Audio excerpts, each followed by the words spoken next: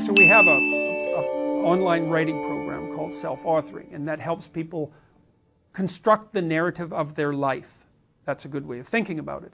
And so part of the narrative of your life is what happened to you in the past that made you who you are now, good and bad.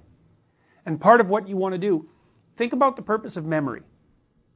Think, well, the purpose of memory is to remember the past. It's like, no, that's wrong. The purpose of memory is so that you take from the past what you need not to do stupid things again in the future. Right? So the purpose of memory is to learn from the past so that you can construct the future more effectively. All right, so now if you've had terrible things happen to you in the past and you don't understand them, what that means is that you're insufficiently prepared for the future. And that means you're going to be in a constant state of anxiety and stress. And so if you write about your past and you do a causal analysis of the good and the bad things that happened to you, then that arms you more effectively for operation in the present and the future. And that produces an increment in physical health, by the way. Okay, so that's the past authoring program. It asks you to divide your life into epochs and to outline the emotionally significant events and to essentially do a causal analysis of them. So it's like you're getting the gist of the story of your life down. You're articulating yourself. So the present authoring program uses a personality model to help you identify your faults so that you can improve them, and your virtues so that you can continue to capitalize on them. It's the simplest of the three sub-programs. And the future authoring program, which is the one we've done the most research on, helps you, first of all, formulate a vision for your life.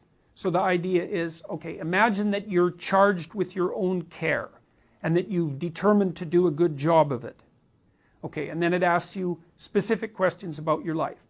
If you could have what you wanted 3 to 5 years down the road, what would be good for you? What do you want from your friends?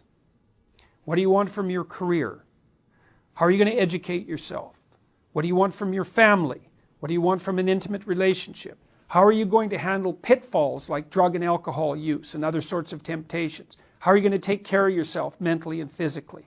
What are you going to do with your time outside of work that's productive and meaningful? If you could have what you wanted, and that would be good for you, what would that look like? And then it asks you to write for 15 minutes about what your life could be like if those conditions were met 3 to 5 years in the future. Then it asks you to do the reverse. Take stock of your failings. Imagine they get out of hand and things aren't so good for you 3 to 5 years down the road. What does that look like? Okay, now you've established 2 points. Something to strive for and something to stay the hell away from.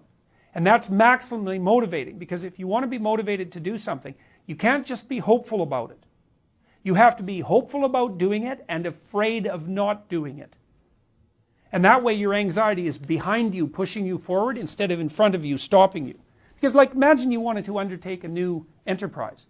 You might say, oh my God, look at all the risks, look at all the threat, and that could paralyze you. But if you can say simultaneously, yeah, fair enough, but look where I might end up if I don't do it. It's like, oh, well, that's a whole different issue. It's like, well, there's dangers ahead of you, but there's dangers behind you too. So maybe it's worthwhile taking the risk. So anyways, you want to have both your negative and your positive emotion systems working for you. Then in the future authoring program, you take your positive vision and you develop an implementable plan, which includes philosophical justifications. So one question would be, all right, break your vision up into 9 practical steps. Develop an implementation strategy. And then articulate why, if you accomplished goal 1, your life would be better, your family's life would be better, your society would function better.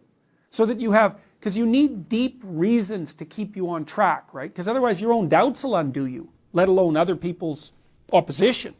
You have to articulate your rationale so that you can quell your doubts and move forward powerfully. And so those programs, that program in particular, has a very salutary effect on people. So we've given it to thousands of university students now, and in business schools in particular, 30% improvement in overall retention.